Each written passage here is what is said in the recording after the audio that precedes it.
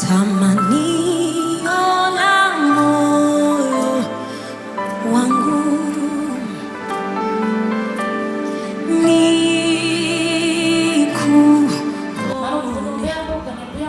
ukamgeuza mtoto kanipea mwanangu bila kanifungua.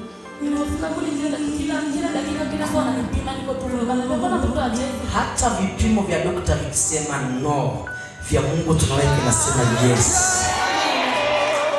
Nikasema baba alishatamka neno nimeshakuwa. Nikaendelea kukaa na kuomba Mungu.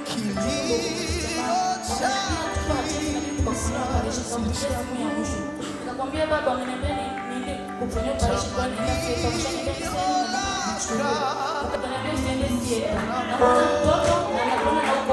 namuona mtoto na nakuona uko hai.